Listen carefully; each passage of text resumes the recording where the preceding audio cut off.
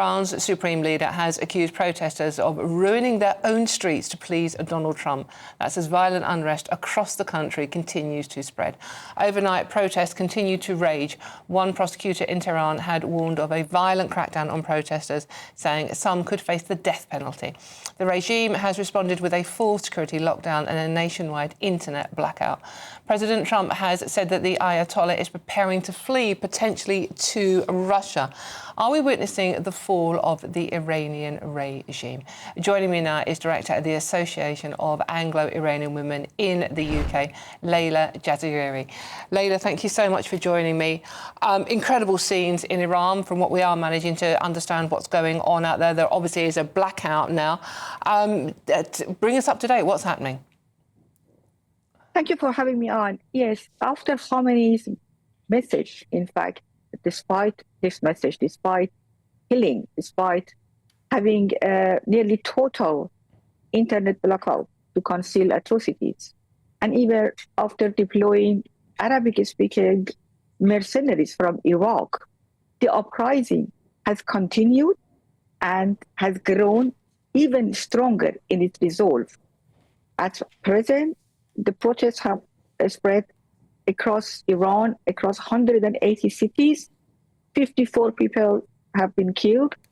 They are chanting, directly targeting the supreme leader, down with the dictator, down with Khamenei, and they are also chanting, down with the oppressor, be it the Shah or the supreme leader, signaling they are rejecting any form of dictatorship. So the point is, this time it feels different because this is an organized uprising. It's very much organized. There is an underground resistance network. It's called resistance units. There are thousands of them all over Iran. They are not allowing the protest to die down. They have a leadership. The leadership is a woman, Mrs. Mariam Rajavi. She has a platform. She has a 10-point plan, a very progressive plan. And she's committed to transferring the power after the mullahs are gone, transferring power to the people's elected representative within a maximum 6 months after the regime is overthrown. This would be through election for Constituent Assembly, which will draft a new constitution and oversee a provisional government. So you see there is an alternative there outside Iran, and there is a network of resistance inside Iran. That is why Khamenei is very scared. They cannot die it down. Since the protest started, as I said, 180 cities.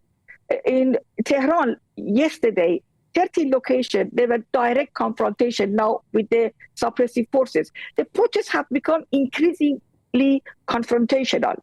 They are burning IRGC bases. They are setting their vehicles on fire. They have, people are determined to end the regime, bring Khamenei down. By any means, they are defending themselves. There are, in some cases, people have been defending themselves. There are armed self-defense.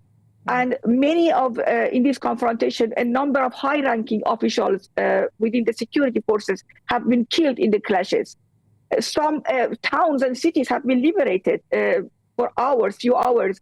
And you may have heard that a couple of days ago in Zahedan, the Baluchistan of Iran, Baluch women came out and chanted from Zahedan to Tehran, "My life is for Iran." So this is very much a well-organized nationwide uprising. And Layla, obviously, the Ayatollah is saying this is being agitated by Donald Trump and by Westerners as a defense for their behavior. What would you say to that? Well, that shows the regime is struggling to maintain control.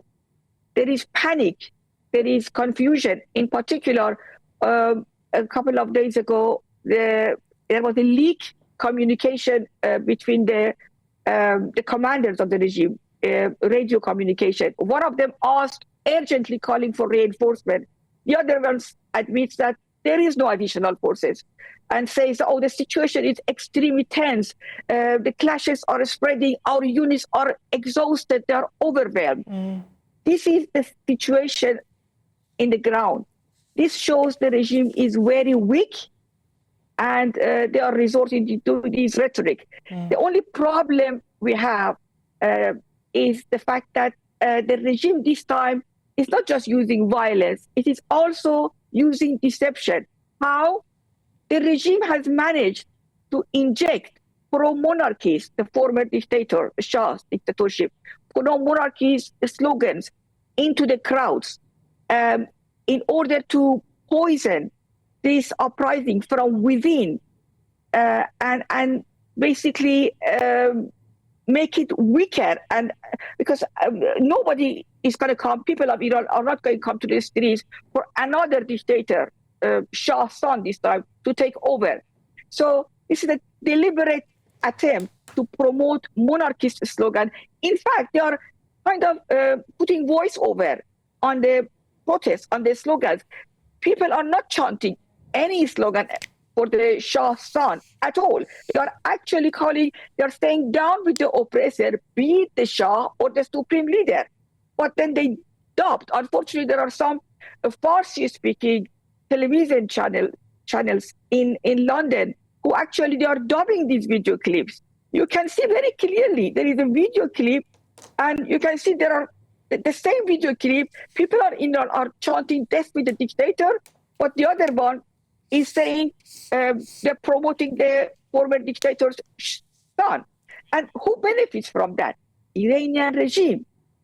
So this is the problem we have. Layla, just quickly, I mean, it's a huge country. It's 90 million citizens. This uprising is crossing over the ethnic divides, the cultural divides in the country. It's men and women walking side by side. And as we know, women in Iran have been treated appallingly. There was one woman I was watching, she was walking down the street, her face covered in blood. And she said, I'm not afraid to die. I'm not afraid because I have been dead for 47 years under the Islamic Republic. There's a lot of brave people actually fighting against this regime, which has been in power, let's not forget, since 1979. You're absolutely right. And I saw that clip that you are referring to. In fact, I have lost my husband myself as a result of atrocity. We are all victims of this regime. Everybody has lost somebody, a loved one, family member, extended family, friends. But what I was highlighting is that in this situation, we need unity. As I said, in Baluchistan, south east of Iran, there are ethnic minorities. Their women came out chanting in solidarity, challenging regime's narrative about separatism. Yes, there are women, there are men, there are people from all walks of life, all ages out. But unfortunately, Reza Pahlavi is an opportunist. While people are in the streets every night, and in some areas directly confronting the regime forces, he suddenly shows up, tell them, okay, come out on Friday and Thursday to chant. Or if you can't come out, stay at home and do it. And then he takes the credit for the protest. This is not something that Iranian people are chanting and wanting in it. They are saying death to the dictator, meaning any form of dictatorship. Layla, thank you so much for joining. It's really important to have that insight into what's going on. And that's Layla Jazayeri there, who is our Association of Anglo-Iranian Women in the UK. Some very brave women in particular in Iran at the moment, and men who are fighting to overthrow the horror that they've been going through since 1979.